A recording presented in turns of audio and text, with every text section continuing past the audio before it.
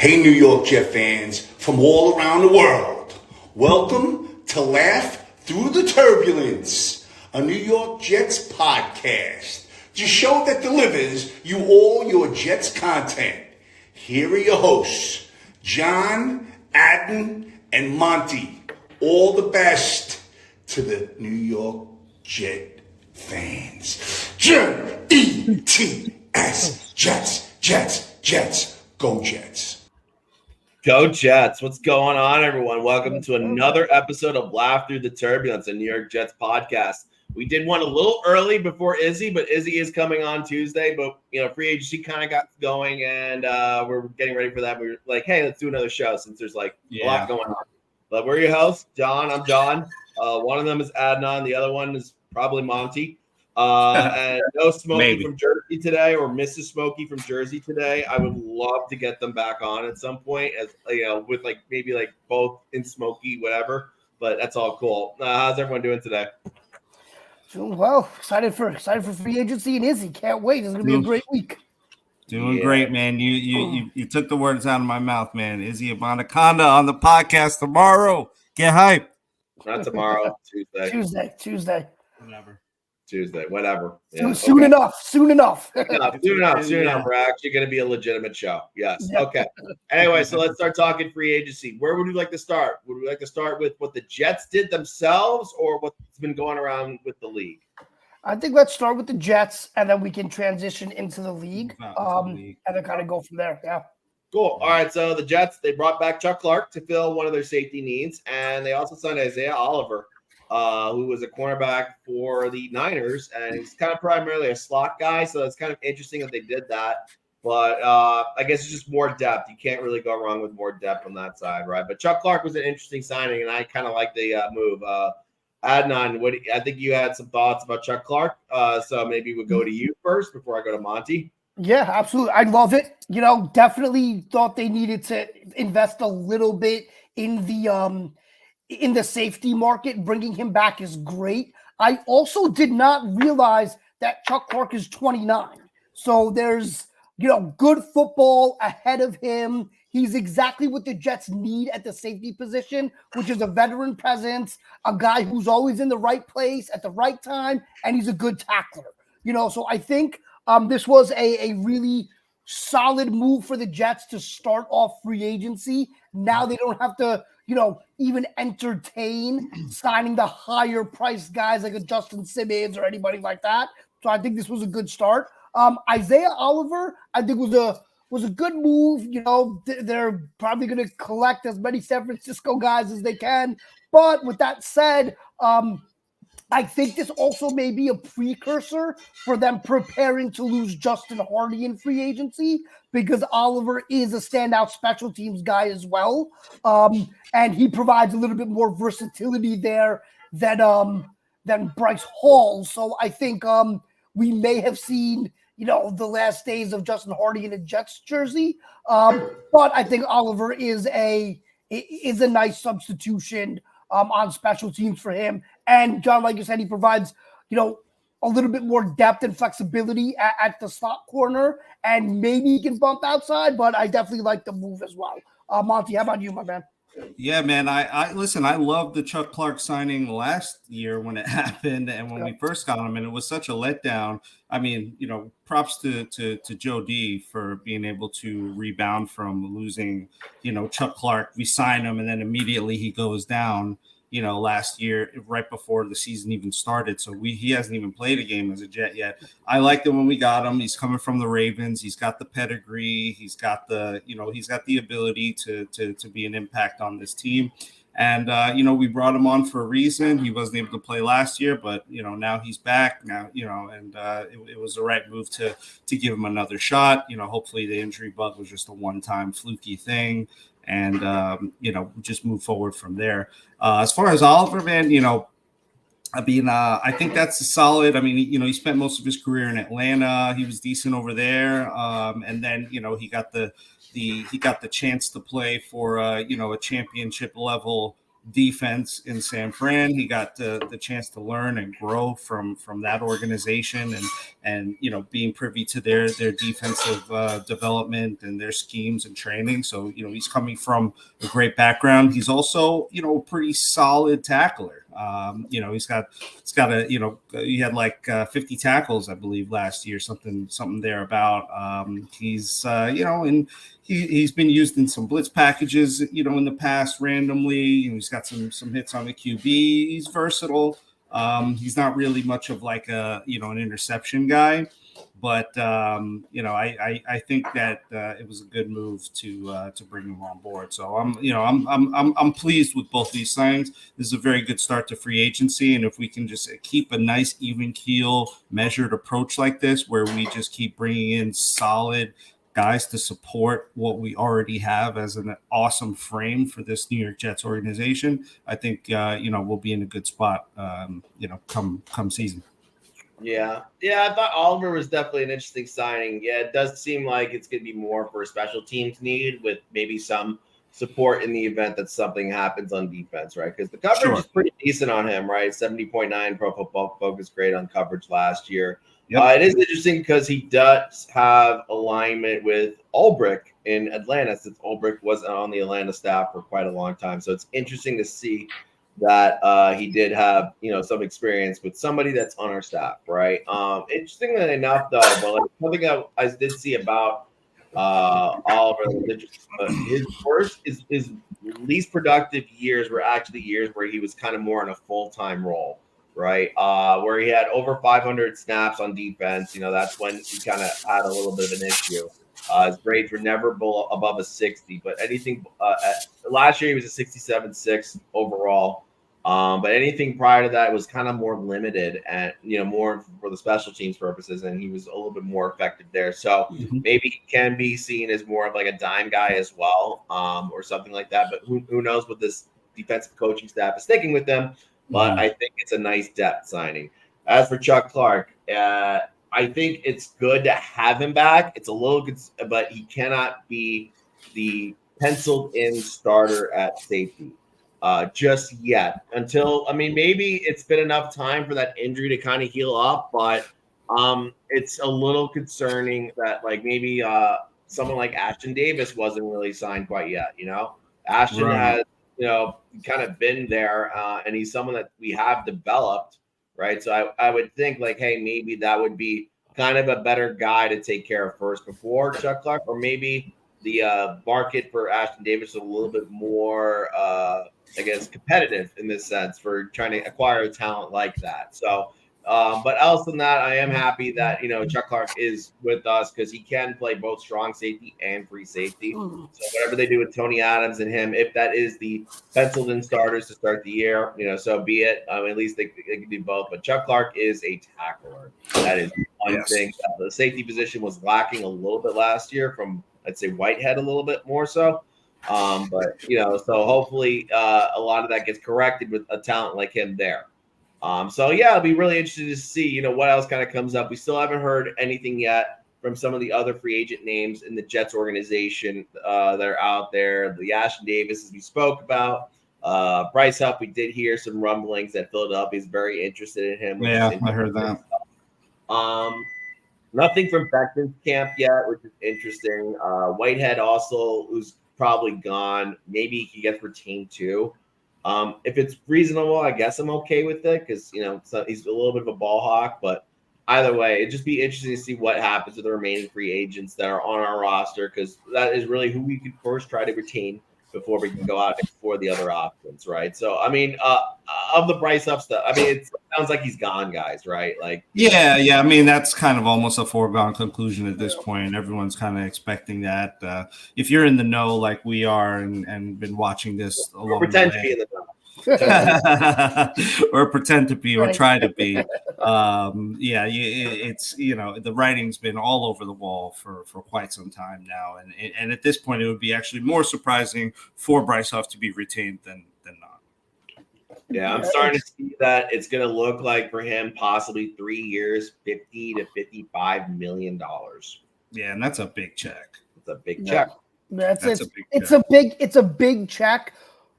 especially when you have all the needs that you have on the offense. You know, if Becton panned out, if AVT wasn't an injury concern, and Tippmann I think is good to go, right? You would have had 3/5 of your offensive line. If you still had Corey Davis, then maybe you can make a concerted effort to keep a guy like Bryce Huff back in the fold. But it's just too many resources, need to be expended to fix the offense. So unfortunately, the Jets have to lose, a 25-year-old, pass rushing demon. But that is what it's looking like right now. And it's Joe Douglas too. I mean, because he, as we see, he's kind of stuck somewhat to, a little bit. He kind of, I feel, went a little off the rails with Aaron Rodgers and all the pieces we need to acquire to get him. But outside of that, he's very much stuck to his mold of not overpaying for players. So he's not going to overpay for Bryce Huff. Don't expect him to overpay for guys like Calvin Ridley. He's going to get someone, I think, solid for us, but I don't see him breaking the bank for any one or any couple particular players at this point. Yeah, I think he's going to be, I think he's going to be prudent. He's not going to get into bidding wars.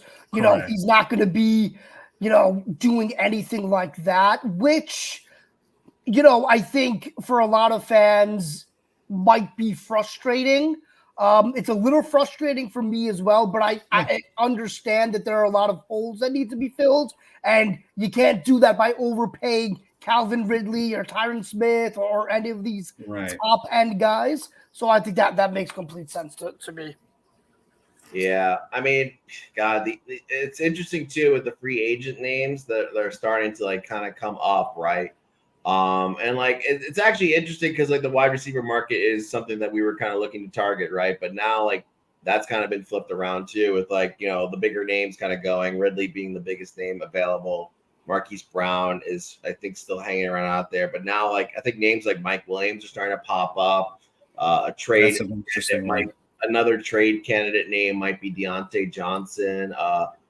Jerry Jeudy, we actually made a call to Jerry Judy's camp, the Broncos, to try and acquire that, but the Browns went faster on that, right, than we did. But I mean, it is what it is, right? On that, I'm okay with that. Let the Browns have him. Yeah, I mean, you could go back to them from Cortland Sutton too. He's a target, big, tall, strong target too. Yeah, I kind of would have liked Jerry Jeudy just because I know the cap hit would have been very reasonable. It would have been his fourth year on that one, I guess, right? Or his cap hit is $13 million, so I think it's his fourth year. Yeah, Jerry Jeudy's $13 million. That's why Sutton's a little bit more palatable. I think he's 11 this year, and then you also have him next year for a reasonable number. So I think I would prefer Sutton. But we'll see what happens there. Yeah, okay, that's why Jerry Judy's fifth year. He's in his fourth year of his contract. Year was elected. So. That makes sense. Yeah. Okay, yeah. So and Cortland Sutton has I guess what he has 1 year left of guaranteed left on that deal, and you can keep him if you want to, right? Yeah, I think so. Yeah, so I think he's more palatable from a cap perspective. I would love for them to get him, and I mean. Yeah. Get him.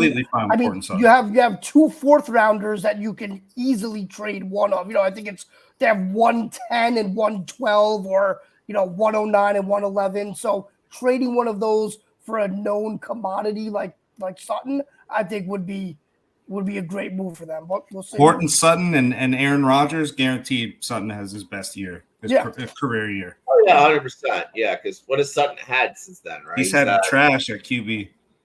Yeah, he's had Russell Wilson.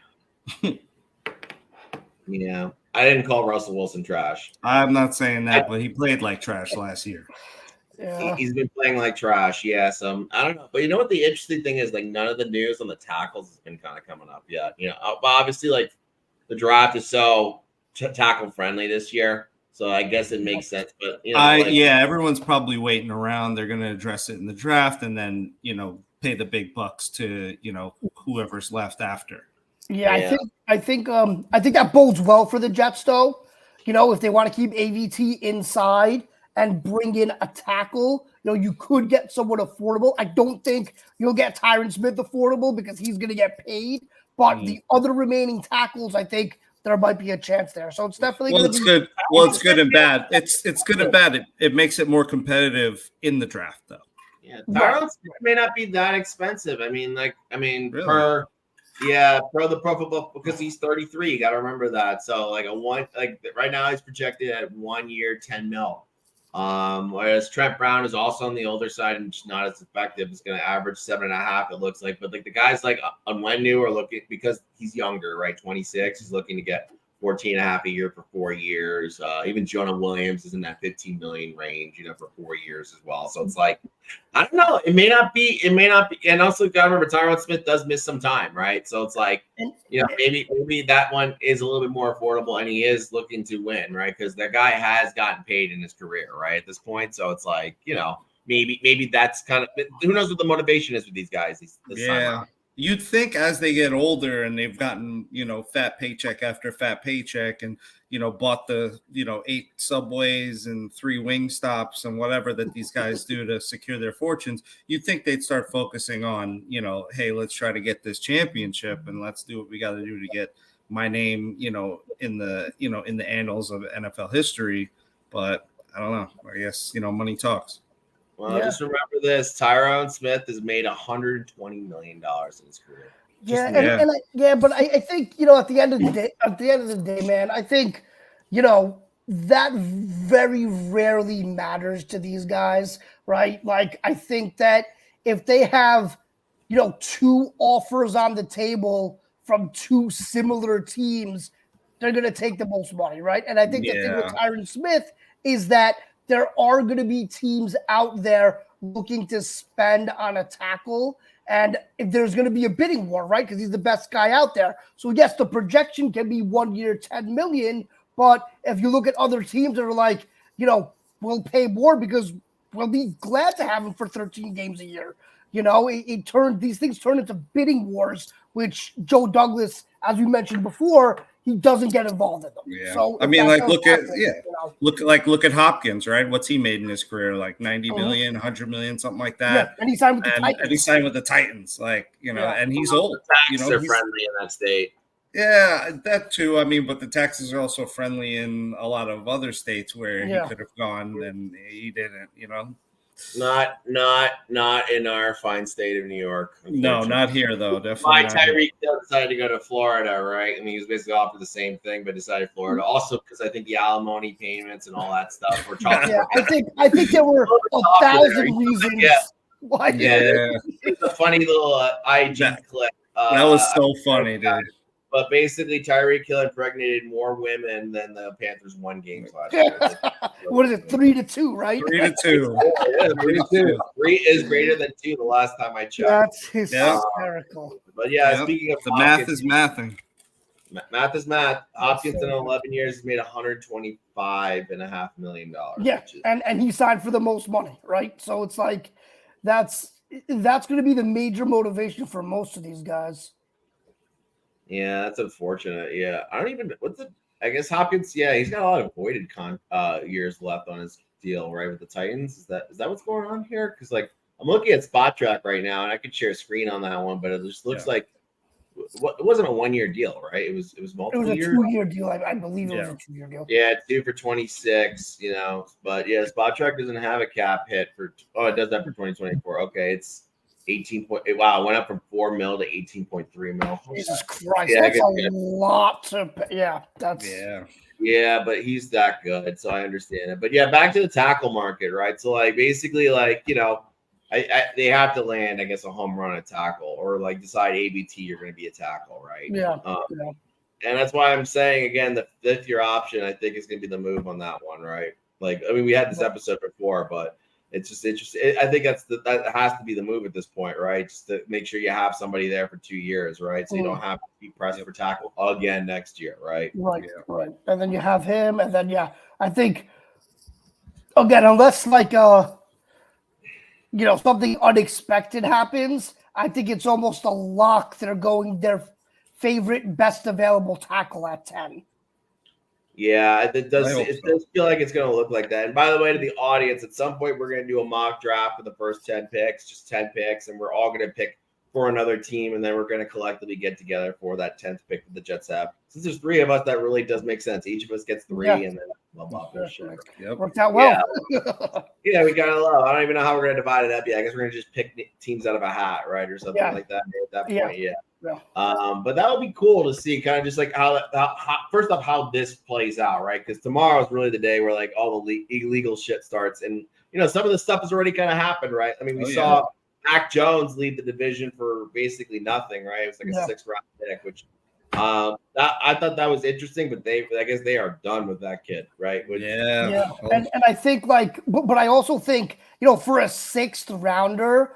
Say what you want about Mac Jones. I'm not a fan, but he was more productive than Zach Wilson was. So I don't know what the Jets, a conditional 7th rounder, right? Like what can the Jets actually get for Zach Wilson is going to be interesting. But I think that kind of, really depressed the market for him. I would disagree with you on that. All right, so Mac Jones has a more productive career, yes, but each year he did decline.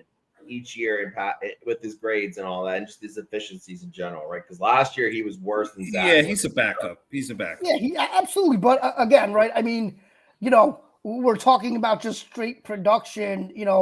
Mac Jones for a 6th rounder. I just don't know unless Joe Douglas can work his Sam Darnold magic again. I don't know what he's going to get better than a 6th rounder. I was seeing that the Jets would have to trade like Zach and a 7th. For a 6th rounder, something like that. But it'll be interesting to see how that plays out. Also. Call me crazy, but I think Zach Wilson has more upside than 100%. He 100% has more Mac upside. Jones. I mean, the Mac guy Jones. He doesn't look like a baked potato. Yeah, Mac Jones. Yeah, Mac Jones is just. Yeah, Mac Jones is going to be playing backup. Zach is either. I don't think he'll be a backup. I think he's going to either suck so bad he's going to get. Not going to be in the league, or he's going to figure it out. Yeah, Mac Jones for some reason. Is it just me on this one? Mac Jones reminds me of Nikola Jokic, but without talent. I don't know. Yeah, the body, just really think, not really fully together white guy in terms of just like fitness level and all that stuff, right? A little awkward looking. Oh man, I mean, I'm not looking at his face at this moment. But. Yeah, I'm not saying the face. I'm just saying that in general. No, he has like a weird body type. Yeah. It's his body type is interesting. But just remember that Mac Jones plays football, right? And like then you look at like DK Metcalf, and they both play the same sport. Yeah. No, that's it's but yeah, like I mean, Mac was really on the decline. I mean, in his first year in the league, he had a passing grade of 78.5, which made all Jet fans very terrified. Oh yeah, I was 24 to 15 TD INT ratio with 4,000 passing yards. That was a good year. That's what we wanted. Led his team to the playoffs. And they got destroyed, which I enjoyed. And then next year it was barely 3,000 passing yards, 14 to 11 TD INT ratio, 68.7 passing grade, and then last year the ultimate disaster year for him, 2,100 passing yards. Obviously, didn't see a lot of playing time because Zappy was gaining some momentum there, but 10 to 12 touchdown INT ratio and a 52.2 passing grade. I don't even think Zach was ever that bad at one year, but I could be wrong. I think that just proves, how overrated Belichick is in some respects, like with regard to his development of offensive personnel. Tom Brady was just him, Yeah, I mean, it's Zach in 2022 was worse. Never mind. Sorry. Yeah. So I think with Mac, I think it was time for them to move on from him, just like it's time for the Jets to move on from Zach. And I think sitting behind Lawrence, I think there's Lawrence is the unquestioned starter, so you're not going to be sitting there saying is Mac going to be in a quarterback competition, so we can just like reset just like Zach needs to. And, he's out of the division. What will be interesting is seeing what the Patriots do at quarterback. Like, will they bring back Jacoby Brissett and have him start and draft a quarterback at 3? I think that's going to be really interesting because obviously that will impact the Jets. the Patriots made a couple of other interesting signings, right? They re-upped Kendrick Bourne. They re-upped Hunter Henry, have the most cap space in the NFL, I believe, are right up there. And those are just interesting moves to me. I feel like there were better players out there, but if they want to burn up their cap like that, totally up to them. The Bourne deal seemed like a smart move. I mean, the guy was very effective last year, right? With really not great quarterback play, right? And like I thought, like, it was 3 for 33 or something like that, right? 3 so for like 33, yeah. Yeah, so that's basically Alan Lazard money, right? And they got a probably more productive guy, so good for them, right? Yeah, I'd rather have Bourne than I'd trade Bourne for Lazard right now. Yeah, it's not happening. Yeah, well, Lazard is, I mean, he's a big body at least. You know what I mean? Like Kendrick Bourne's kind of a little bit more, a little smaller of a guy, but I don't know. Yeah, I mean, I'm trying to see what Kendrick Bourne looks like in terms of. Sorry to all those who are expecting us to share Pro Football Focus website stuff, but we just can't do that anymore. Okay, so Bourne is 6'1", 205 with a 4.68 speed, 40 time, which I guess is he's a little older. He's 28 and a half. Yeah. Wait, how tall That's is he? not that fast for a receiver, by the way. Yeah, it's not, no, it really is not. I feel like he's just like a professional football player. Kendrick That Bourne, is definitely true. He is a professional football player. I don't know where you came up with that. But, making that. Make a banner on the bottom of that. Kendrick Bourne plays NFL football. Hey, listen, man. There are plenty of guys out there that should not even be professional football players. So I give Bourne credit for that. Fair. I think I know what you were trying to get at. Yeah, I bet he's a solid guy. He's a guy that, I feel like he's a guy you can win with, Yeah, there you go. Yeah, I put you as the quotation there. Just fucking. Those are some deep thoughts right there. Like deep thoughts. Deaf people don't find farts funny or anything like that, right? Which is one of my favorite new quotes that I read from somebody. I was like, that is so true. Deaf person would never find that funny. They're just like, I can't make those faces. What other moves were made? Chris Jones, big deal back to the Chiefs. Big. That's albatross of a contract. Yeah, but listen, man, they would have third Super Bowl in a row, worth every penny. And he was great in the playoffs and all season last year. I mean, worth every penny. And you saw the difference, with that game when that game where he was up in the stands hanging out with Taylor Swift. Not really, but he was with his two mafioso agents, which. By the way, fun fact, one of his agents, Michael Katz, is actually my fraternity brother. I know him personally. And, you get on the show or no? We'll see. I'll give him a call and see if he'll do it. Probably not, though. He's kind of aloof, but you saw him and you saw Chris Jones with him up there, and then you saw the difference that the Chiefs, that the Chiefs defense had when he was out, when he was not. Did he play the game against us in week 4? He did, right? No, he didn't. He sat out. He did. No. He sat out the game before that. Yeah, no. I think that was his first game back, right? Yeah, he sat out the game before. He's the one that had the conversation with Harrison, right? Rodney Harrison about Zach Wilson, and he was defending Zach. Yeah, right? Yeah. We were his first game back, right? Yeah, he was. No, it wasn't his first game. I'm looking at it right now. He was gone week 1 only, and then he came back 2, 3, 4. So he played every game. Got it. Okay. Great job by us, basically figuring that out. But yeah, I mean, that's a lot of money. I mean, he's the highest paid defender right now. I think actually after probably TJ Watt or Bosa now, right? If you really think about it. Highest paid interior defender right now. Yeah. That makes me feel good considering what Quinnen got paid, right? Yeah, I was just going to say Quinnen's contract looks like a steal every day with these guys getting signed and paid. So I think that worked out well for the Jets. Yeah, even Justin, what's his face from Baltimore got re-signed. Oh yeah, yep. I think it was. I'm also watching where Christian Wilkins ends up. Because it looks I would love for like Miami. Yeah, it looks like Miami's not going to pay him, so they can't. They can't pay him. Yeah, They do cuts. Mhm. Yeah, I'd they be still very in the interested to see where he ends up. Yeah, I would think he would make sense for a team that's like either all in and gonna like stretch out that contract, so like it's nothing this year in terms of cap hit. So like that would need like interior help, right? Like actually, you know, it'd be interesting. I would think because of all the news that happened in Philadelphia with not only Jason Kelsey retiring, but also Fletcher Cox retiring, that maybe that would be a move from them too. Because they're the team right now that's like in contention for Bryce Huff's services right now, apparently. Yeah. So maybe they're going to go all in on that. Dallas is also another name that would just do that. And I feel like San Francisco would just be in the running anyway, just because it's San Francisco, right? Yeah, It's like, we need more, you know, like more. I You know? don't understand, man. line talent. Yeah.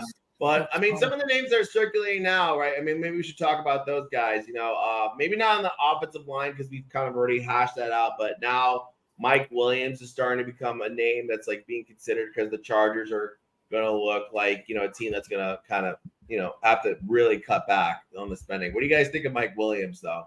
I don't know if you guys were prepared to do that or not. I mean, injury prone, man. That's the first thing I think of when I hear Mike Williams' name. I think healthy. He's the exact complement you want across from Garrett Wilson. A big guy. He can go up and get those 50-50 balls. You know, I feel like if you could trade for him or if he does get released and you sign him to a reasonable team-friendly deal, I think he's a guy you take a flyer on that does have an injury history because he can really kind of transform that offense if he's healthy. And he's big. He's a big dude. He's really big, big dude, and he can jump, and he's everything that the Jets would need in the red zone. It would be, you know, he's worth taking a flyer on. I'd love to have a big, tall receiver like that. But you know, with Mike Williams, Mike it's like, Williams, you know, like professional football player. Mike Williams, professional football player. You know, I mean, you know, I don't think he's played a full season in like 2-3 years, you know, so and then now he's coming off an ACL, you know, who knows how that might make him, if that might make him lose a step or not. He's not really known as like a super speedy guy, right? You know, he's known for his height, so that might be good in that, you know, he's known for that, and he could leverage his height a little bit more. Obviously, the talent speaks for itself, but you know, I don't know. I kind of am leaning with what you said before in our group chat. You know, love the talent, hate the injuries. Yeah, you know, he's been in the league for 7 years. Yeah, I thought it was more like 5, but I knew it was a while. Yeah, because he's on the second contract, right? He got the 5th-year option, and then they extended him, right? So it would have been 2 years into the new deal. I guess that'd be the thing with him, right? Mike Williams. I'm just gonna look at the contract real quick, and I guess I could share that, right? If in the event. Well, actually, that could be a thing where they could just literally just do it for like a 7th rounder or something like that, right? And just to make sure they get him. You know what I mean? Yeah, that would be interesting in itself. Let's see if I can get that up real quick. Oh yeah, look at that. I got it up. Wow, so he did get paid big time, 3 for 60. And then this hit is 32. Yeah, there's no way. There's no way they keep that. 32 mil for that. No way. Yeah, I would think you don't even want to trade for that, right? Like he'd have to get released. No, let him get released, and then the way that would work. Yeah, the way that would work, if you did trade for him, right? You get it for a 7th, right? And then you can before you do it, have the talks with Mike Williams, like, hey, we're gonna give you like, I don't know, maybe like 15 or something, maybe 10 mil, right? Or something like that, right? I guess he's 30 years old. Yeah, I mean, I feel like 10 million is a lot for him coming off of the injury history and all of that. You know, I think that would be a little bit much. Yeah, it sucks because all the Pro Football Focus grades are just ridiculous on him. They're like it's always up above 77 or something like that, which is just like really good. But all right, I'm gonna pull up Deontay Johnson. I guess that makes sense because that's another name that's kind of being thrown around. I mean, that's a great. No, I love Deontay Johnson. Never mind. I was looking at the dead cap. I think. That'd be amazing. But that's a lot of money, man. And Deontay Johnson seems like a head case a little bit. You know, I don't know. I don't know if I necessarily got that vibe, but I know that he's been, you know, reliable at his job. That's what I So he's care a about more than professional wide anything receiver. else. He's a professional He's a professional NFL football player, wide right? receiver football player. Yes. He's a football player. Yeah, he is a football. Yeah, so you're telling me he plays football. Perfect. Yes, these are all football players. Professionals? Like with him, but he plays mostly in the slot, Deontay Johnson, right? I mean, that's like really his thing, right? He's more correct. He's a possession guy, slot guy. Yeah, and he had good grades last year, 79 receiving grade, which actually was his highest, despite not getting nearly the target share that he was used to. Actually, it was his lowest target share. Since his rookie year, 86 for 59. Wow, he had no touchdowns last year. Yeah, which is crazy. Yeah, that was sorry, no touchdowns in 2022, 6 last year. 2022 he had none, and then it took him a while to get his first one last year, which is interesting. In 2022 he had no touchdowns on 47. Yeah, I thought it was 47. Yeah, targets. Wow, that's amazing. That's really hard to do. That's hard to do. That's really, really hard. He's like trying not to go in the end. Right. Yeah, I'm trying to think of the case that was like. I guess it was like when Keyshawn basically it took him like 13 weeks to get a touchdown, right? And he had like a Pro Bowl season that year because he was just ridiculous. Yeah. That was kind of amazing. God, the Keyshawn Johnson. God, I have so many Keyshawn Johnson jerseys, even though like I don't love them that much as a player. It's just like one of the more easily available like early 90s the legacy jerseys that we call them. I love Keyshawn as a player, man. He was a boss. Yeah. Jet? What do you mean? I mean, yeah, as a Jet, but just as a player in general. Yeah, I think he was a little too selfish for my taste, but he obviously personality is where that's a guy who was a little bit of a head case to me. Yeah, no, that's fair. Sour on Keyshawn just since he went into like the in the studio, and he's really soured on everything the Jets do ever. Like I think he was sour on the Jamal Adams trade, and I guess Darnold, Zach, of course. I guess he's right on those. At the time, I don't know if I blame people for being too sour on the Jamal Adams because remember, Jamal Adams, before he, things went sour, he was kind of like a heartbeat type of player of the team. Like he was a big locker room guy and all that sort of stuff. So, he kind of was like a leadership figure on the team. So, I understand that a little bit. Yeah, I was ecstatic when they traded him, but anyway, any other free agent stuff we want to discuss in terms of guys that have been signed, guys that we're hearing about the Jets? I think those wide receiver options are very interesting. Why don't you talk about that? About the professional football players that exist within that? Yes. Yeah. No, I mean, like I said, I think those receiver options are interesting. I think my preference in order would be Courtland Sutton, then Mike Williams, then Deontay Johnson. But if they can swing a trade for one of those guys, they have the ammo in terms of fourth rounders to be able to do it. I think, going that route as opposed to maybe signing guys in free agency might be a good way to go. Because we know Ridley's going to get probably overpaid. And then after that, Tyler Boyd then will be the next best guy, in my opinion. And so there's going to be a lot of people trying for these receivers. So if you can trade for one, that would really help. Yeah, I think it would. Yeah, it sucks because like pick 10 is just going to be so interesting, right? Because what if like Neighbors is available? Right? Like, can you really that guy Neighbors, right? Just for example, right? Because obviously Marvin Harrison Jr. is gonna be gone, right? Yeah. Let's say Marvin Harrison Jr. somehow falls to 10. Like, how do you pass on that? How do you pass on him? You know what I mean? Or Neighbors, right? But I guess obviously I think the home run case would be if Alt is there, right? 100% at this point, right? We're basically right?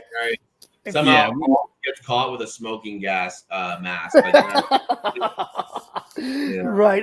If he falls to 10, I mean, you run that card up, you give it to Robert Saleh, tell him to pretend he's running stairs, and you get that card for that podium. And trade up early if the board starts to fall the way it is. I mean, let's just think about the way the board is shaping up right now, right? Because this is going to obviously determine free agency a little bit, right?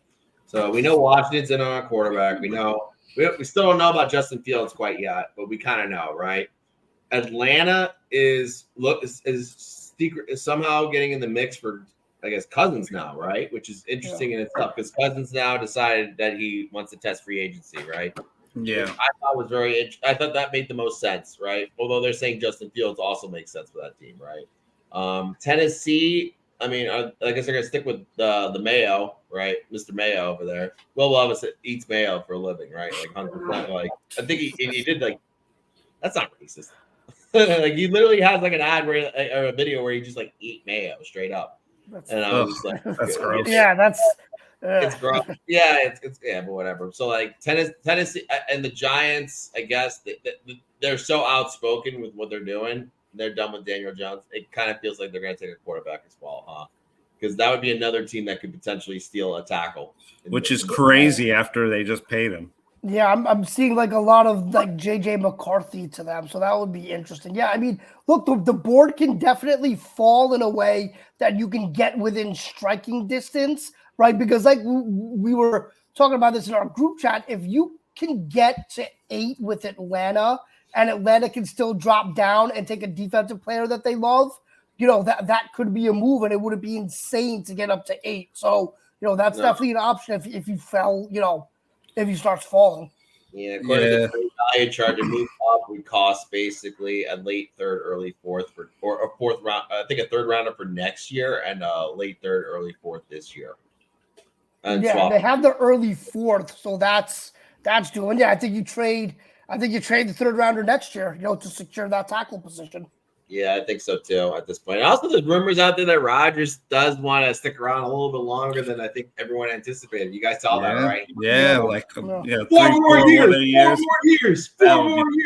If he could play, at a high level that long, sure, but we'll see. There's only been a handful of guys to even crack 40 and start in the league. So he'd be Brady with blazing the trail. and Breeze, is that right?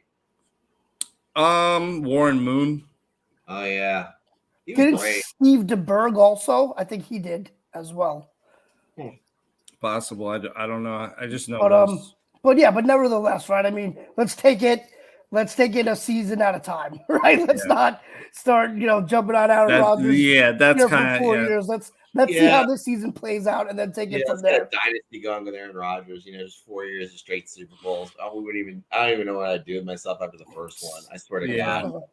Yeah. It might be a very long getaway trip to Vegas. You might never come back. Never come back. Yeah. Come back.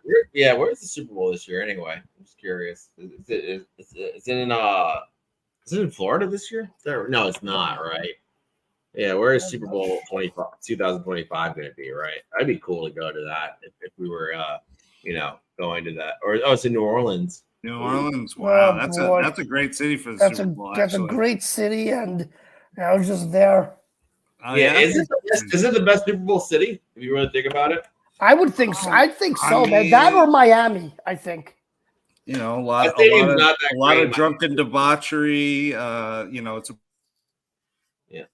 Monty, pretty cheap place. It's not necessarily that expensive. Sounds like a fun place. Miami, not so much, I would say, and the reason for it is because the stadium is so far from the actual city. Fair. That's fair. The location of the stadium. I was just thinking. Hard Rock Stadium's way off to the side compared to where Miami proper is. It's like 40 minutes. That's fair. New Orleans would definitely be one, right? Yeah, New Orleans is amazing. Yeah. It sucks that the Arizona Glendale Stadium is so far as well too. Because that's a good stadium to have a game, right? And obviously, I think Vegas has maybe the best thing going on for it right now. It's crazy how much everything's just popping up in Vegas now, right? It's definitely. And I guess Devontae Adams coming to the Jets is not going to happen. Yeah, nope. Devontae Adams. We knew that. We don't get that kind of luck over here. Yeah, we knew that for since last season. Even getting Aaron Rodgers, someone of that caliber, at basically age 40, even that is lucky for the Jets. Yeah. Where do you guys think Russell? I mean, I know it's not Jets related, but where do you think Russell Wilson goes? I don't know, man, because I don't think he can be a backup, right? So he's gotta go somewhere where he can start. I mean, he met with the Giants, he met with the Steelers. I feel like the Steelers are really the only logical place, unless Kirk Cousins leaves Minnesota, then that might be an option as well, you know? Yeah. And perhaps, you know, if Cousins stays in Minnesota, then maybe Atlanta becomes a place. But I think it's limited because he can't be a backup. Yeah, Right. I agree with you too. And I couldn't wait. I can't wait to see what the next video is introducing him to the team was, because let's ride. You know? Right. He went to Vegas.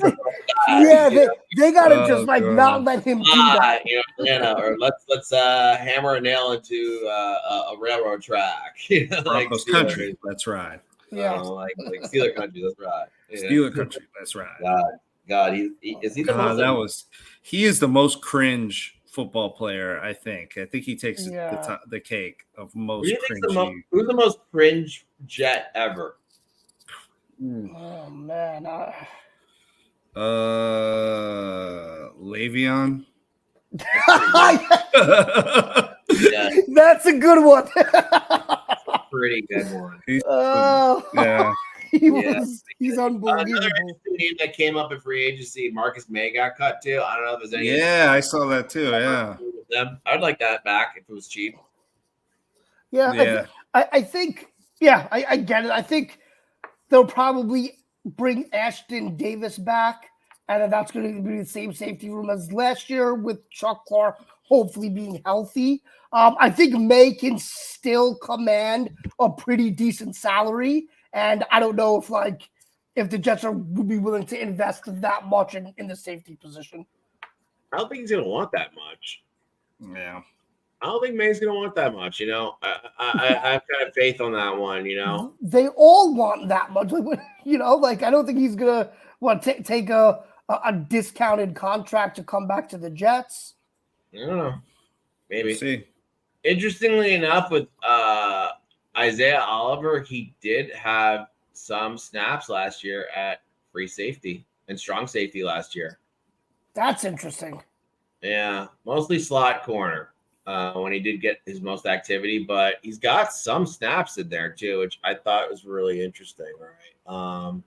Yeah, mostly slot though, but I'm seeing a couple snaps at free safety, a box safety. He's got, I guess, actually the box, he's got a handful of them. He's got 34 snaps in the box, which is really interesting. Yeah. That's what I was saying. You know, he's been used on some blitz packages and stuff like that. He's no stranger to rushing a quarterback, and you know, he's got some sacks under his belt. I mean, the guy's versatile. He's versatile. Yeah, actually, interesting. In 2020, he had 97 snaps in the box. That's interesting. Mm-hmm. Good, yeah. I mean, it's good to add that versatility. You know what I mean? With our development, yeah, maybe. Who knows? I don't know. We're just speculating. We don't know anything, right? Yeah, we really don't. But Izzy is coming on the next show. I don't know how we're gonna do it. We're probably gonna start the show without him and then have him magically appear, which would be cool. Yeah, I gotta talk to his rep about the links and all that. But yeah, if there's questions for Izzy and you got them, just leave them in the comments. I think I left the comment section available for comments, right? I don't know if I made the show. Yeah, I'll double check it. Last couple times I think it was fine again. Yeah, and interestingly enough, too, we do have now a Instagram account, right? Monty is head of marketing, Laugh Through the Turbulence. Do you want to talk about that? Yeah. Check us out. Right now we're just kind of getting it off the ground, just like the rest of this whole, experiment here. But it's at Laugh Through the Turbulence, but through is spelled THRU for some level of brevity because the name's long enough as it is. Again, that's at Laugh Through the Turbulence. Come check us out, follow us on IG. We'll follow you right back. And we definitely plan to post some content, obviously some good relevant Jets content for the followers and fans. Yeah. Amazing. Yeah, you gotta start doing the thing where you follow everybody and then make them follow you, right? Yeah, exactly. Follow me back. And, Amazing. Occasionally, we'll put some funny stuff in there too every once in a while. Like some blunders of our history and all that. But all right, so I mean, with tomorrow is I guess the day where we're gonna start hearing some real stuff going on. As the days progress, we're gonna try and maybe a couple minutes every here and there. Maybe one of us will just hop on and just do this real quick. Yeah. Hey, what's happened? We'll talk about it, after, because I think with the Izzy show, we're going to do 2 shows that day. We're going to do one for Izzy, and then we're going to do one to kind of recap the first 2 days of free agency, and then another one after Wednesday. Yep. I think that would be the move. Yeah, so we're going to be busy this week. Yep. Yeah, and the weather's going to be nice for golf, so I'm going to have to kind of plan around that, but I think it'll be okay.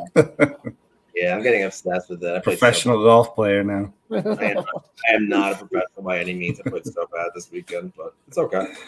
I mean, it's not okay, but it's okay. Yeah, I hurt myself. So I guess with that, I mean, do we have anything else we want to touch on, or we want to do the final thoughts because we had a long day today? Yeah, let's jump into final thoughts, I think.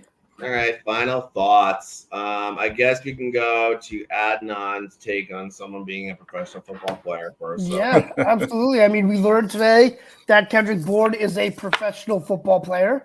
Indeed. So I think that was a very important discovery on my part.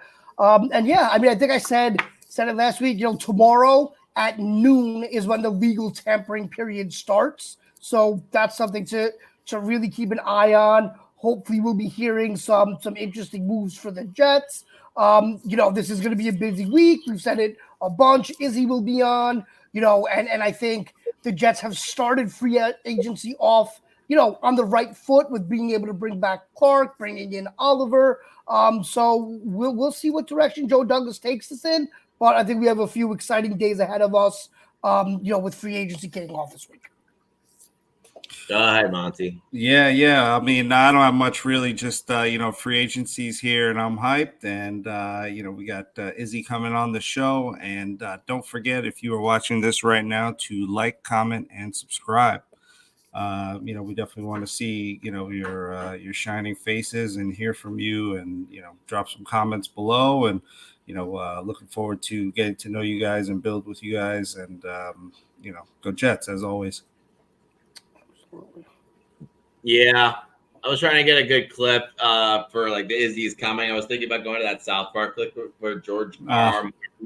was talking, Game of Thrones and just pulling his wiener out and all that stuff. And wait, and all that. But Izzy is coming. We promise you that. I'm excited for that because that'll be our first test at actual journalism. Right, since what we don't do is really that much journalism. Right. We're just some guys. We're just some guys. But I'm excited. I mean, I'll definitely get your popcorn out because it's going to be very interesting how a lot of the got some fun stuff planned. Yeah, but it's my final thoughts, asshole. So let me talk. I always interrupt you. It wouldn't be your final thoughts without mine. I always keep fucking quiet.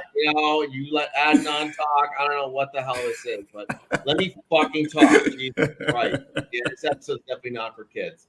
But I think it's just going to be interesting how the board falls, right? Whether it's studs or solid guys, right? That the Jets plan on attacking to fill the roster up with players that can basically do their job, right? Which is a Belichick saying, just do your job. Wear a hoodie, right? But I think it's going to suck because, the Bryce Up thing is going to hurt a little bit, right? But, especially next year when he pulls off a 20-sack season or something like that, right? But I mean, if it is, so be it. I think Will McDonald's going to fill in just fine, and I think we're just going to be very happy with the way things go, right? With free agency, just trust the process, trust Joe Douglas, and it'll be really good to kind of just see how it all goes, right? But anything else, guys, in the meantime, or before I pull up this great banner of ours that we always end the show with? Yeah, so I'm going to say it again: fuck the Patriots, fuck the Dolphins. Fuck the Bills. Go Jets. Have a good one, everybody. Have a good one, guys. Thank you. Yeah.